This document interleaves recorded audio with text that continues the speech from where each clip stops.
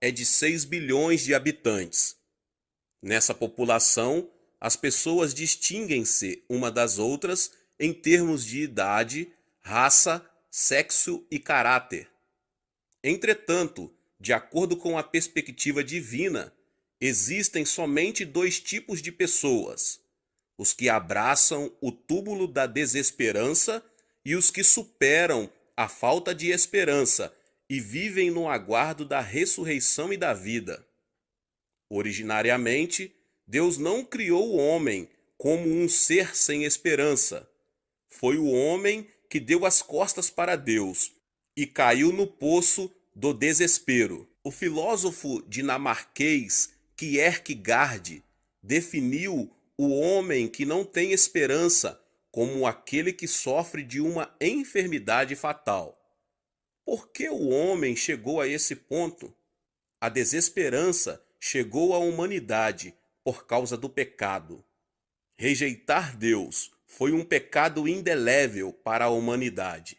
A consequência do pecado foi a morte, e o medo da morte reflete na sombra da desesperança. Portanto, nenhum ser humano está livre do medo da morte.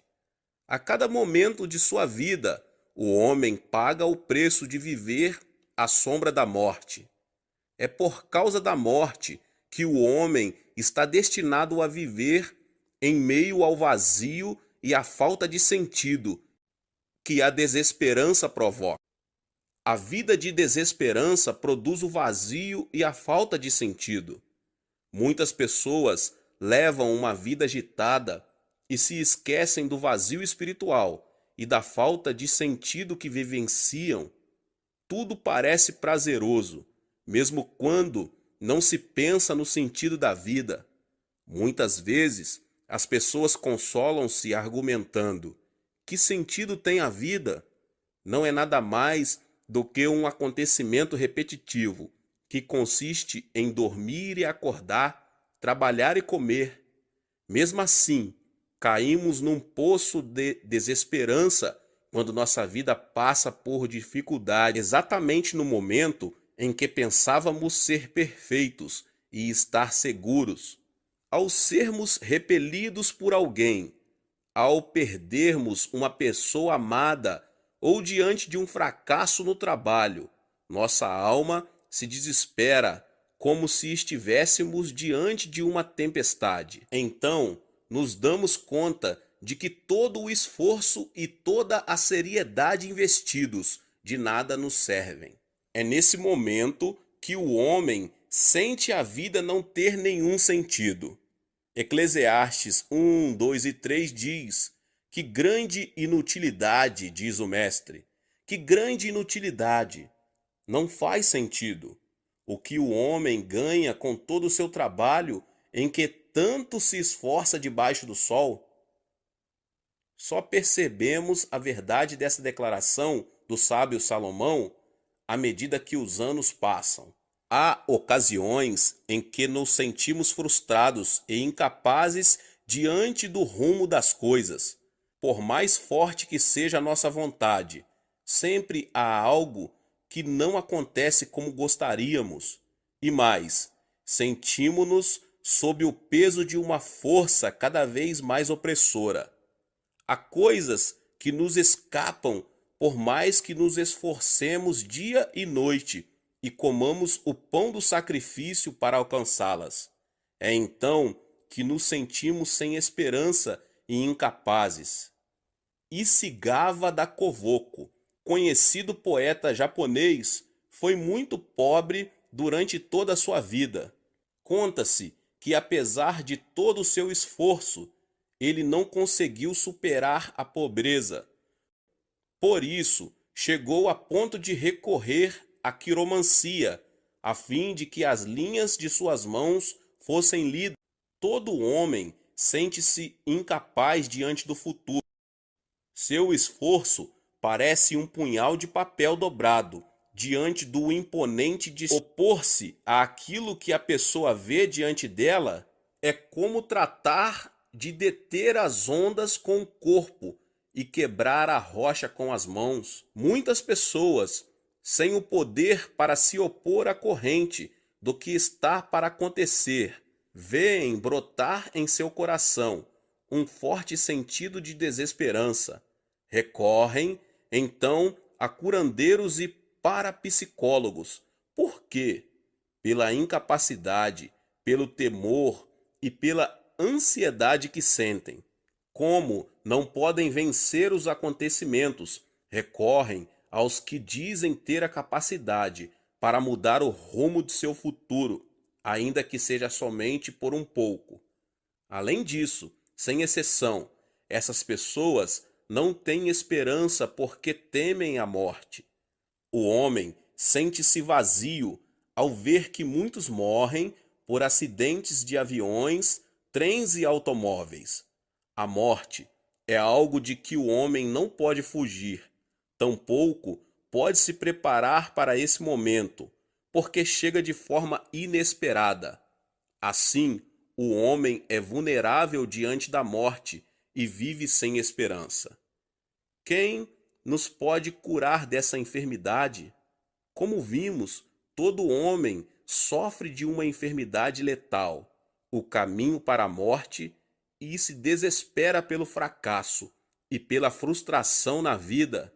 Se ele não é curado dessa enfermidade, por mais que ele tenha dinheiro, fama e poder, não poderá alcançar a verdadeira felicidade. O prazer oferecido pelo mundo é como o vento, passa rapidamente e não volta. Então o homem faz um plano para vencer a falta de esperança. O homem esforça-se continuamente para superar a desesperança. Há ocasiões em que os métodos que ele usa para isso parecem ser as melhores soluções. No entanto, por fim, tudo se mostra inútil. O primeiro plano do homem é ignorar. A primeira tática planejada pelo ser humano para superar a desesperança é ignorar a situação. O homem sente falta de esperança, mas nega a realidade desse sentimento.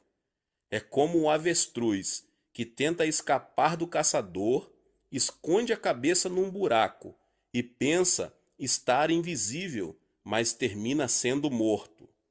Quando menino, presenciei algo parecido perto de um homem que trabalhava em nossa casa.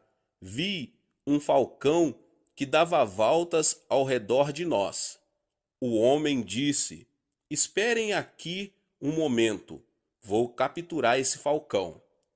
Ao notar que o homem estava pronto para capturá-lo, o falcão ficou com medo e abaixou a cabeça.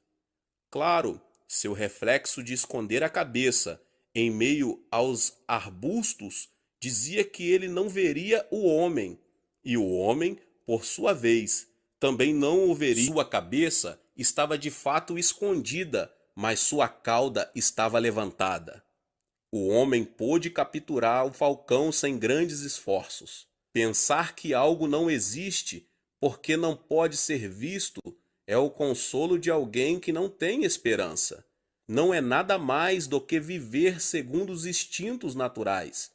Por acaso, a falta de esperança deixa de existir por nós a ignorarmos?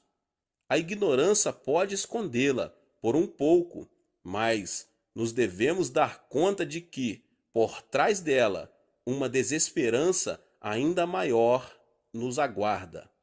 Se ignorarmos nosso desespero para superar um obstáculo, seremos presa de uma cadeia de desesperanças. O segundo plano do homem é o prazer. A segunda prática do plano humano para superar a desesperança é esquecer o vazio espiritual mediante o prazer. Alguns buscam o prazer do mundo para repelir a desesperança. Pensam que comer bem e viver alegres é o verdadeiro sentido da vida. Pensam como a vida é unidirecional. O mais importante é o prazer e depois deixar-se morrer. Ernest Hemingway, um dos mais famosos escritores do século XX. Nasceu numa família cristã devota. Seu pai era médico e nunca abandonou o sonho de servir em missões, e sua mãe era uma mulher consagrada e dedicada a criar o filho nos caminhos do Senhor. Entretanto, Hemingway afastou-se do Senhor, viveu longe dele e terminou se suicidando. Ele escreveu romances como Adeus às Armas e Por Quem os Sinos Dobram. Em 1954, Hemingway ganhou o Prêmio Nobel de Literatura por sua obra de maior destaque, O Velho e o Mar. De acordo com os valores do mundo, ele teve uma vida próspera, em meio à fama e ao reconhecimento. No entanto, sua vida não foi tão prazerosa. Ele se casou 4 vezes e fracassou 3 vezes no matrimônio. Ao viajar pela África, sofreu 2 acidentes aéreos. Mesmo assim, não se deu conta do chamado de Deus. Quis encontrar o prazer no álcool e na imoralidade sexual. Sua vida centrada no prazer fez que, apesar do sucesso alcançado, ele vivesse sempre ansioso e deprimido. Em 2 ocasiões, Ernest precisou receber tratamento de eletrochoque numa clínica psiquiátrica, mas terminou se suicidando com um tiro em 1961. Ernest Hemingway buscou o prazer do mundo para vencer a falta de esperança, mas acabou num abismo mais profundo de vazio espiritual e falta de sentido. Em seus últimos dias de vida, escreveu um bilhete que dizia: "Estou vivendo em meio à solidão e ao vazio. Sinto-me como um rádio que, ao ficar sem bateria, tenta conectar-se em alguma tomada, mas não a encontra. Sinto-me tão impotente como uma lâmpada cujo filamento se partiu." Certamente, Hemingway levou uma vida de risos e prazeres. No entanto, o prazer passageiro levou-o a uma desesperança maior. O prazer não pode curar a origem da desesperança do homem. O terceiro plano do homem é a filosofia. O terceiro método do plano elaborado pelo homem para superar a desesperança é o conhecimento. Alguns tentam vencer esse sentimento mediante a sabedoria humana. Certo dia, um famoso filósofo chinês tocava jangu, que é um instrumento de percussão de origem oriental. Quando alguns vizinhos, ao ver aquilo, aproximaram-se e lhe perguntaram: "Olá, por acaso você tem alguma boa notícia? Por que está tão alegre tocando o jangu?" O filósofo respondeu: "Minha esposa acaba de falecer. Ela nasceu, cresceu, casou-se e agora morreu, de acordo com a lei da natureza. A lei da natureza foi fiel na vida dela. Isso não é motivo de celebração?" Esse fato só demonstra a intenção que o homem tem de aniquilar a desesperança. No entanto, querer preencher a falta de esperança com rudimentos do mundo é tolice. A filosofia não passa do desejo de livrar-se do desespero humano por meio de palavras vãs de persuasão, sem querer se dar conta da sua essência. O quarto plano do homem são as religiões. As religiões são o quarto meio que o homem faz uso na sua tentativa de reduzir nele a ausência de esperança. Sabe por que existem tantas religiões no mundo? A principal razão é que as pessoas querem dominar a falta de esperança, pondo sua esperança em alguma coisa. Há pessoas que buscam a salvação por meio do ascetismo e de outros deuses. Elas não creem em Deus, nem em Jesus Cristo e querem vencer essa ausência por meio de outros deuses e religiões. Entretanto, é tão grande a sua carência de confiança que a religião não pode superá-la. A religião não tem poder para resolver o problema da desesperança e mais, confiar em outros deuses e crer em outras religiões faz que o homem caia num poço de desesperança ainda mais profundo. Não há salvação em nenhum outro, pois debaixo do céu não há nenhum outro nome dado aos homens pelo qual devamos ser salvos. Atos 4:12. Agora que nós ouvimos todos os planos que o homem faz para superar a sua desesperança, podemos nos dar conta de uma verdade. Pelas próprias forças, nenhum homem aqui na terra pode sair do abismo da desesperança. Agora, eu vou lhes mostrar o plano de Deus para vencer a falta de esperança. Todos os planos elaborados pelo homem para vencer a falta de esperança têm fracassado. Por si mesmo, o ser humano não pode fazer nada, mas Deus pode todas as coisas. Por isso mesmo, devemos buscá-lo, para que nos encha de confiança. Foi Ele que nos criou e nos deu a vida eterna. Se tão somente confiarmos em seu poder e autoridade, alcançaremos o nosso objetivo, uma vez que o plano divino para o homem que o busca consiste na recuperação da esperança. Costuma-se dizer que no coração do homem existem dois cavalos, um chamado desesperança, outro chamado esperança. O rumo da vida é determinado pelo cavalo que for mais alimentado. Se nutrirmos o cavalo desesperança, a preocupação, a ansiedade e o temor se intensificarão e correremos para esse lado. Ao contrário, meus irmãos e minhas irmãs, se sustentarmos o cavalo da esperança, nossa vida será levada pela esperança. Deus quer que alimentemos o cavalo esperança que há em nosso coração. Com o propósito de dar esperança, o Senhor providenciou a remissão do pecado do homem por meio de seu Filho Jesus Cristo e permitiu que o ser humano alcançasse a segurança por meio do amor de Cristo. Da mesma forma que, com um lápis, podemos desenhar sobre um quadro, se imprimirmos a figura de Jesus no quadro do nosso coração, que se achava rabiscado pela desesperança, esse quadro se transformará em esperança. Jesus Cristo carregou nossa desesperança. No momento de sua morte, Jesus Cristo, Filho de Deus, pôs fim ao desespero do homem, transformando-se no sacrifício expiatório feito na cruz.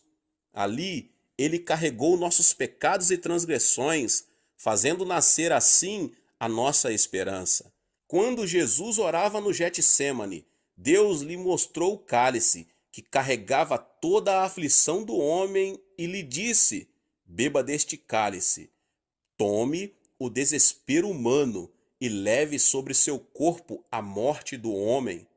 Jesus não conhecia a morte, só conhecia a esperança. Foi por isso que lutou dizendo: Abba, Pai, tudo te é possível, afasta de mim este cálice, contudo não seja o que eu quero, mas sim o que tu queres. Marcos 14:36.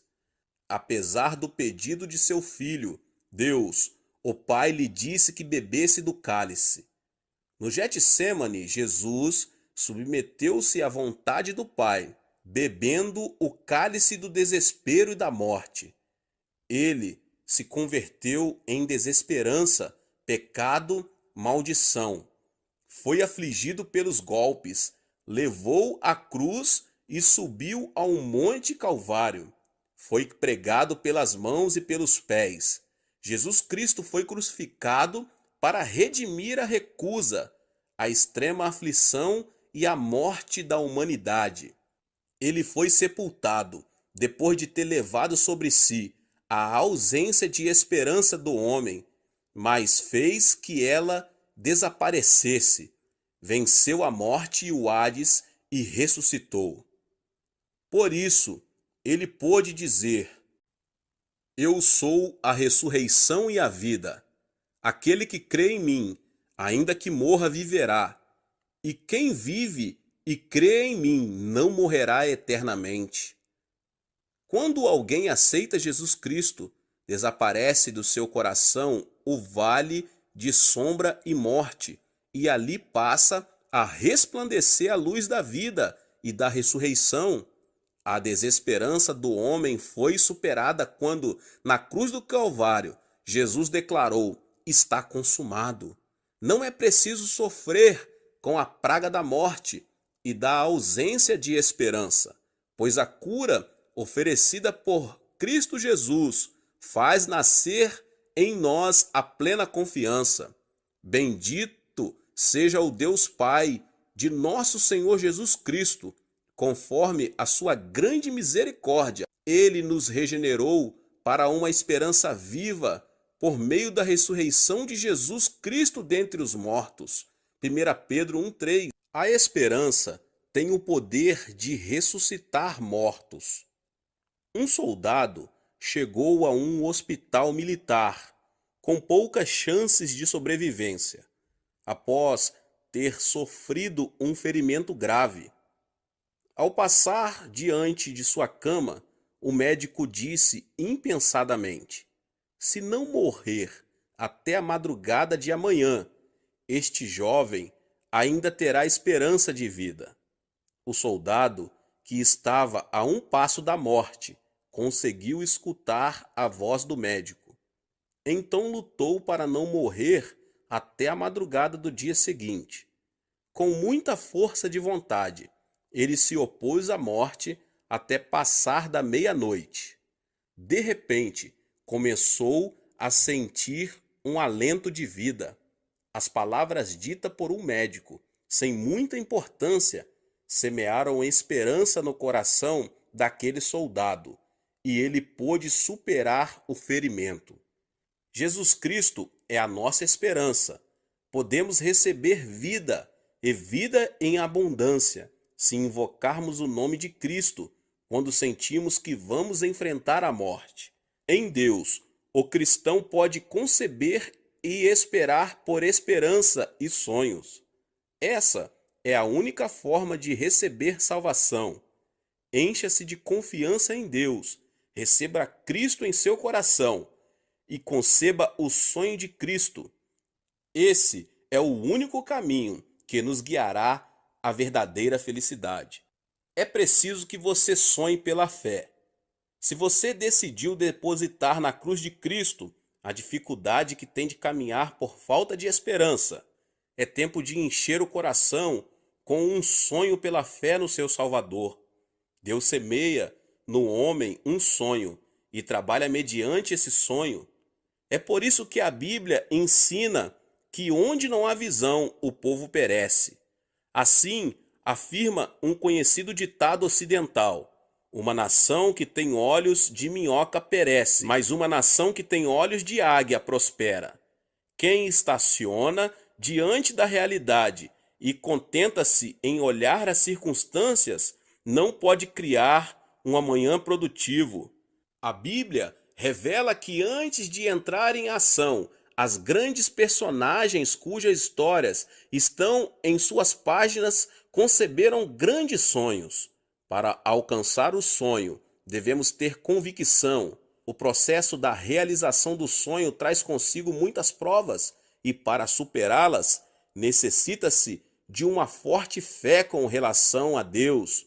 O fato de não haver tribulações no caminho até a concretização de um sonho significa que esse sonho não provém de Deus, pois Ele é um Deus que nos disciplina por meio da prova e da aflição. Se você imaginou o sonho de Deus, deve confiar e persegui-lo, apesar dos obstáculos que se possam apresentar no caminho. Depois de ter saído do Egito, o povo de Israel atravessou o deserto, e chegou à terra de Canaã, terra que manava leite. Bastava um passo adiante para a conquista da terra, com a qual durante tanto tempo eles haviam sonhado. Entretanto, antes de conquistá-la, espias foram enviados com o propósito de verificar as condições da terra. Foram 12 espias que partiram de Cádiz Barneia. Passados 40 dias, eles regressaram. Todo o povo de Israel esperava alguma notícia de que lhe trouxesse esperança. 10 dos espias, porém, deram notícias totalmente desalentadoras. O caminho da esperança é um caminho de obstáculos. Temos de confiar em Deus e superar nossa ansiedade, ainda que se nos apresentem obstáculos inesperados. O povo de Israel, entretanto, não creu em Deus e, depois de ouvir as notícias trazidas por aqueles 10 espias, vacilou na fé. Para onde ir? Nossos compatriotas nos desanimaram quando disseram: o povo é mais forte e mais alto do que nós. As cidades são grandes, com muros que vão até o céu. Vimos ali os Enaquis. As notícias que trouxeram eram desalentadoras. Depois de ouvir essas notícias, o povo de Israel desmoronou como areia que recebe um jorro de água. Choraram durante toda a noite e propuseram voltar para o Egito com um novo líder. Somente Josué e Calebe disseram algo positivo. Somente não sejam rebeldes contra o Senhor e não tenham medo do povo da terra, porque nós os devoraremos como se fossem pão. A proteção deles se foi, mas o Senhor está conosco. Não tenham medo deles. Números 14 e 19. Apesar disso, o povo queria apedrejar os que diziam palavras de esperança. De repente, a glória de Deus apareceu em meio à nuvem, e os 10 espias que deram más notícias morreram instantaneamente. E pelo fato de terem repelido a esperança, Deus fez o povo de Israel vagar pelo deserto durante 40 anos. Por outro lado, porque Josué e Calebe tinham abraçado a esperança, o Senhor permitiu que eles e seus descendentes entrassem na terra onde manavam leite e mel. Deus não está com os que perdem a esperança, nem acompanha os que a repelem e proferem palavras negativas e destrutivas. Ele se compraz em correr com aqueles que marcham para a esperança. É óbvio que no caminho muitos espinhos e abrolhos podem ser encontrados. É um tempo de prova e de aflição. É importante não ter medo, não vacilar na fé, mas avançar com coragem. Há 160 anos, a Dinamarca perdeu a guerra contra a Prússia. Ao ser derrotada, teve de pagar a indenização e entregar à Prússia 2 estados do seu país.